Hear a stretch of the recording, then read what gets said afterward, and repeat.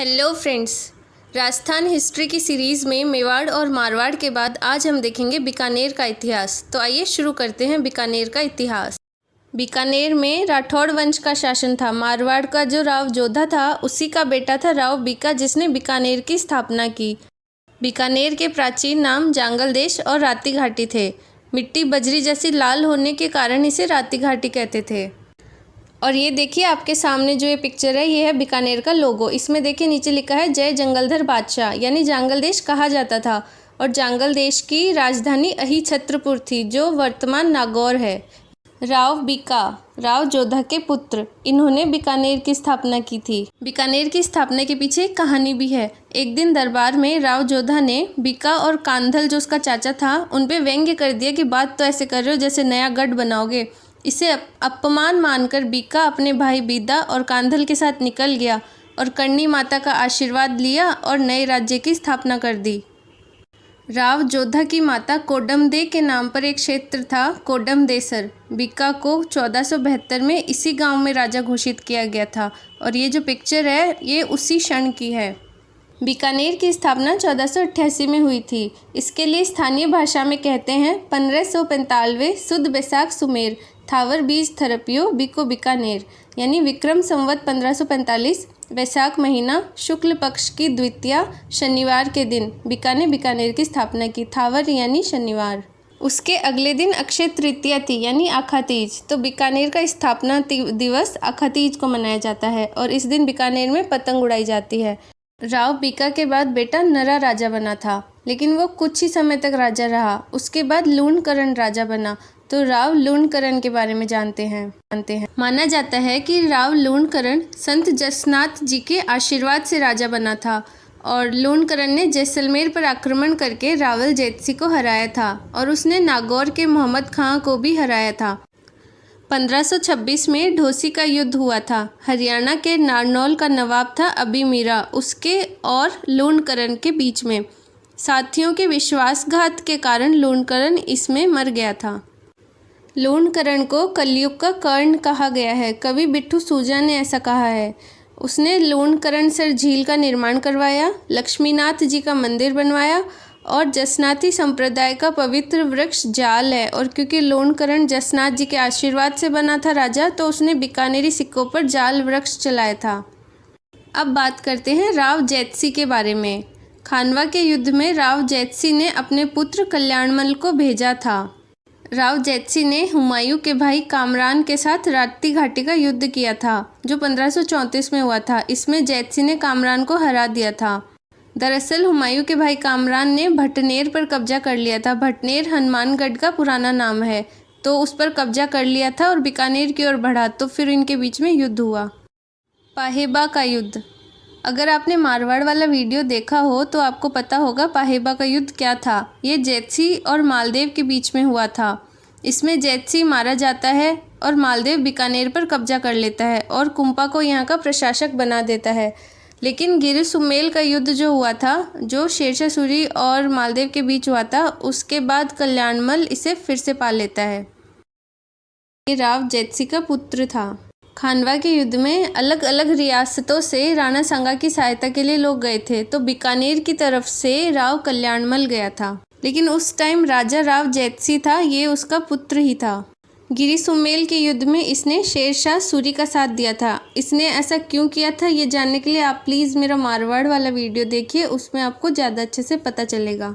और मैं कहना चाहूँगी कि आपको मारवाड़ वाला वीडियो ज़रूर देखना चाहिए, क्योंकि वो देखने के बाद आपको ये वीडियो और भी ज़्यादा अच्छे से समझ आएगा। और अगर पहले ये वीडियो देख रहे हैं तो आपको बाद में मारवाड़ वाला वीडियो ज़रूर देखना चाहिए, क्योंकि इन दोनों में काफ़ी लिंक है, क्योंकि मारवाड़ से ही ये लोग आए थे। नागौर दरबार जो अकबर ने 1570 में करवाया था, उसमें इसने अकबर की अधीनता स्वीकार कर ली थी। और कल्याणमल बीकानेर का पहला राजा था जिसने मुगल अधीनता स्वीकार की थी। इसके पुत्र थे राय सिंह और पृथ्वीराज। पृथ्वीराज राठौड़ जो अकबर के दरबार में रहता था, इसी ने कल्ला रायमलौत के मरसिये लिखे थे। अब हम देखेंगे महाराजा राय सिंह। राय सिंह को अकबर ने 1572 में जोधपुर का प्रशासक बनाया था। अब जोधपुर का प्रशासक क्यों बनाया, राजा क्यों नहीं था वहाँ, ये जानना है तो भी आपको मारवाड़ वाला वीडियो देखना ही चाहिए। क्योंकि वो जोधपुर के इतिहास में है, मारवाड़ के इतिहास में। ठीक है, आगे बढ़ते हैं। कल्याणमल की मृत्यु होने पर बीकानेर का राजा राय सिंह को बनाया गया। राय सिंह जब जोधपुर का प्रशासक था तब उसने गुजरात में मिर्ज़ा विद्रोह हो गया था, तो उसमें अकबर की सहायता की थी। गुजरात में मिर्ज़ा भाइयों ने विद्रोह कर दिया था। इनमें से एक मिर्ज़ा भाई इब्राहिम मिर्ज़ा भागकर नागौर पहुंच गया था, तो राय सिंह ने उसका सामना करके उसे कठौली के युद्ध में हराया था।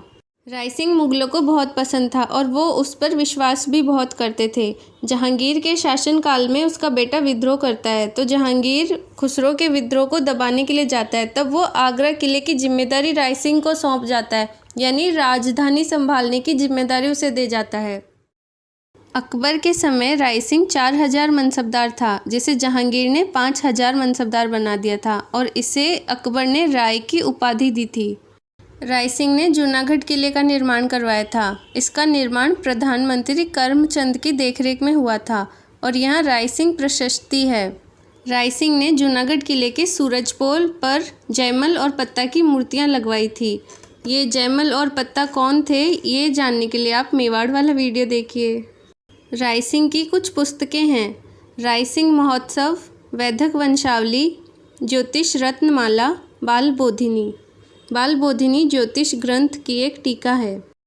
राय सिंह का एक किस्सा है। वो दक्षिण भारत में गया हुआ था, तब उसे एक दिन बीकानेर का देसी पौधा फोग दिखाई दिया।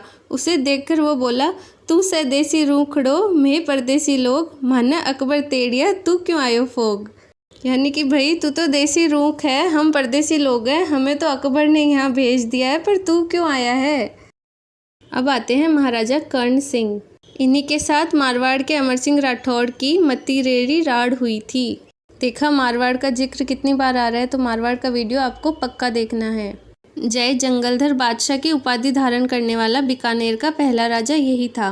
यह उपाधि कब धारण की? औरंगजेब सभी हिंदू राजाओं को अटक नदी पार करवाकर उनका धर्म भ्रष्ट करवाना चाहता था।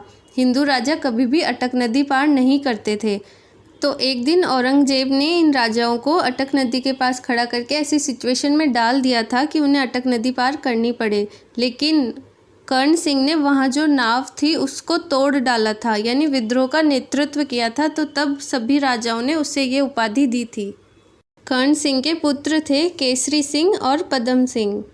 मुगल उत्तराधिकार संघर्ष में ये दोनों औरंगजेब का साथ देते हैं। तो एक बार क्या हुआ, खजुआ के युद्ध में पदम सिंह ने इतने अच्छे से लड़ाई की थी कि औरंगजेब भी उससे इम्प्रेस हो गया था और उसने खुद जाके उसकी धूल साफ की थी। तो ये देखो, ये औरंगजेब उसकी धूल झाड़ रहा है। महाराजा अनूप सिंह, ये भी कर्ण सिंह का पुत्र था। महाराजा अनूप सिंह ने 33 करोड़ देवी देवताओं का मंदिर बनवाया था बीकानेर में। इस मंदिर की स्पेशल बात यह है कि यहाँ पे हैरंब गणपति है, यानी शेर पर सवार गणपति की मूर्ति है। अच्छा, जोधपुर के मंडौर में अभय सिंह ने भी एक ऐसा मंदिर बनवाया था जिसे 33 करोड़ देवी देवताओं की साल कहते हैं। ये मंदिर वो साल।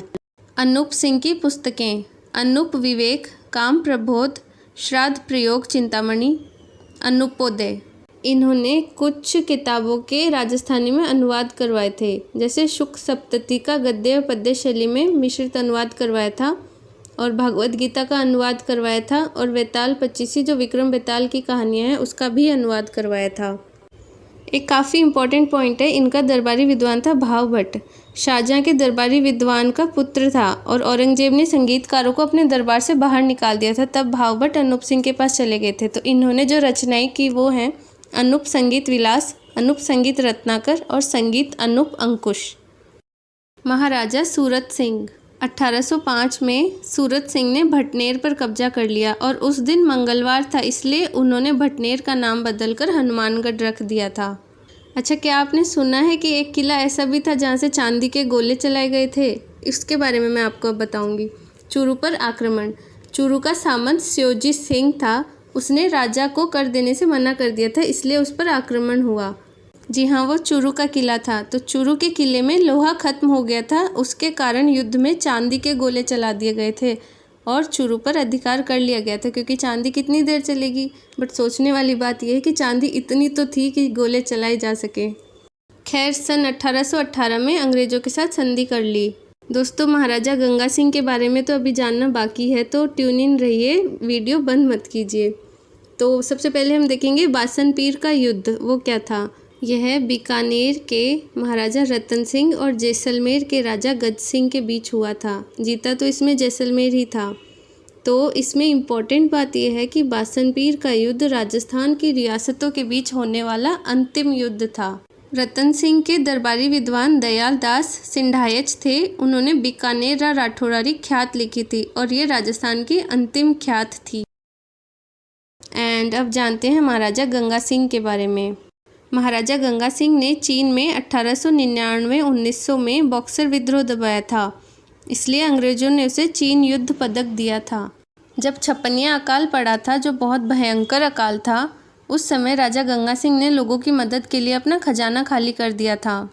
अच्छा, क्या आपको भी कन्फ्यूजन है कि ये छप्पनिया अकाल असल में पड़ा कब था? तो ये 1899 में पड़ा था, लेकिन विक्रम संवत 1956 था, इसलिए इसे छप्पनिया अकाल ही बोलते हैं।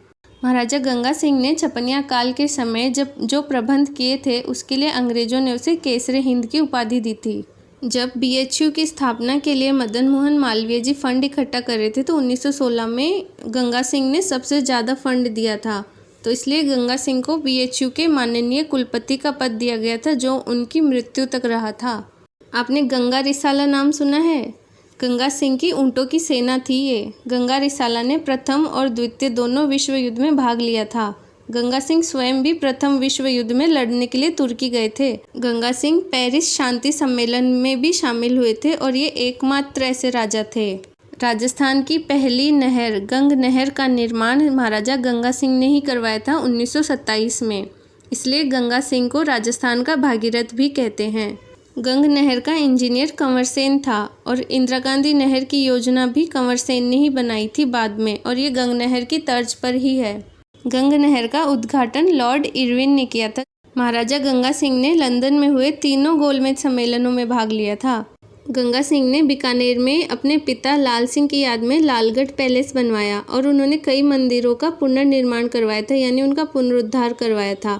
बीकानेर रियासत के सिक्कों पर महारानी विक्टोरिया का नाम लिखा होता था। ऐसे ही मेवाड़ के महाराणा स्वरूप सिंह ने दोस्ती लंदन और चित्रकूट उदयपुर लिखे हुए सिक्के चलाए थे।